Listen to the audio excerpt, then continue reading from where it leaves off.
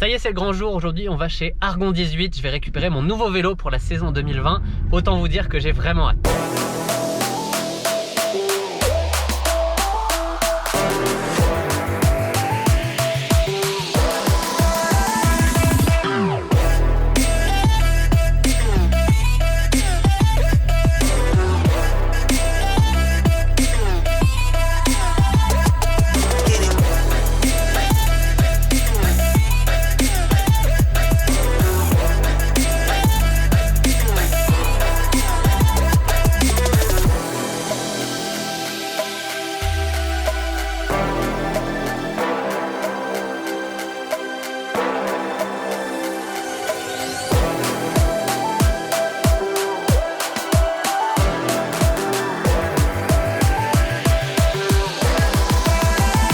Est-ce que tu sais que tu vas exploser probablement tes temps de bike?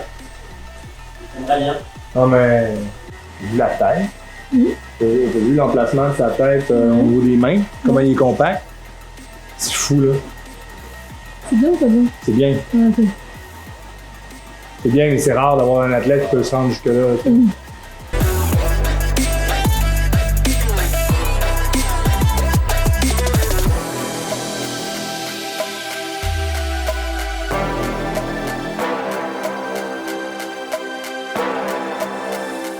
Ça y est, je suis de retour à la maison pour vous parler de mon E118 Triplus. En fait, ça fait même quelques semaines que j'ai eu le vélo, que j'ai tourné les images que vous avez vues précédemment. J'ai juste attendu un petit peu que je l'utilise à l'entraînement pour me faire au vélo et pour pouvoir vous donner des premières impressions. Je vais en rester à quelques impressions seulement puisque j'ai utilisé le vélo quelques semaines et seulement sur le home trainer. Donc pour vous donner une review complet du vélo, je vais attendre d'aller dehors, d'aller pouvoir vraiment rouler, vraiment m'entraîner fort avec. Là, aujourd'hui, ce que je vais faire, c'est vous donner quelques impressions, les caractéristiques principales du vélo. Ce vélo, c'est vraiment une bête de course, une machine de guerre, et c'est pas étonnant puisqu'il a été développé par Argon 18 à la demande de l'équipe pro cycliste Astana pour en faire son vélo de contre-la-montre. Le point positif qui vient avec ça, c'est que ce vélo, il est UCI légal et donc on peut l'utiliser en contre-la-montre. Quelque chose que je vais sûrement essayer cet été parce que ça me tente bien. Vélo de contre-la-montre veut donc dire hyper agressif. Vous pouvez le voir au niveau du guidon. Le guidon est super bas par rapport à mon ancien vélo. On a même l'impression que j'ai remonté mes repose-bras alors qu'ils sont exactement à la même hauteur qu'avant. C'est juste le guidon qui lui est beaucoup plus bas. En fait, c'est une des raisons qui fait que ce E118 est vraiment pas à conseiller à tout le monde. Il faut vraiment avoir beaucoup de souplesse pour pouvoir rouler sur ce vélo. Heureusement, j'ai de la chance, je suis souple au niveau du dos.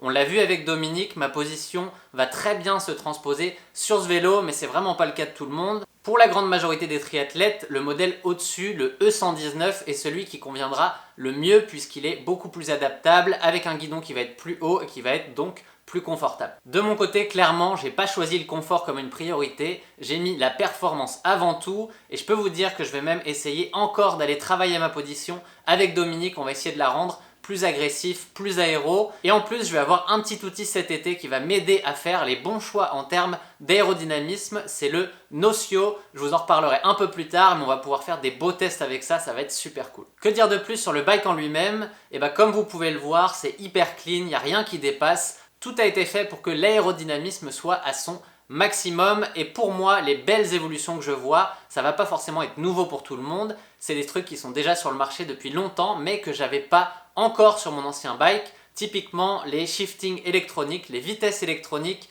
avec changement à la fois sur les barres aéro et sur le guidon. Ça, c'est quelque chose qui va changer ma vie, notamment dans les montées et dans les descentes, de pouvoir rester les mains sur le guidon et de pouvoir quand même changer les vitesses. Si on ajoute à ça le fait qu'il y a des freins à disque sur ce vélo, en termes de sécurité, de confiance dans les descentes, ça va vraiment tout changer. Côté poids, on est aussi environ 2 kg plus léger que mon Specialized. C'est toujours quelque chose qui est intéressant, même si ce n'est pas la priorité en triathlon. Quand on est dans une montée, on est content d'avoir 2 kg de moins à porter. En termes de positionnement, ce que je peux vous dire, c'est que les 2 premières semaines ont été un peu compliquées puisque changement de bike égale changement de position. Même si on essaye de répliquer au maximum la position initiale, il y a quand même quelques petites adaptations à faire et ça a pris 2 semaines pour moi pour vraiment se mettre en place. Mais là, je sens que ça commence à vraiment bien aller, je commence à être confortable sur le vélo. Hier, j'ai fait une ride de 3 heures sur le home trainer.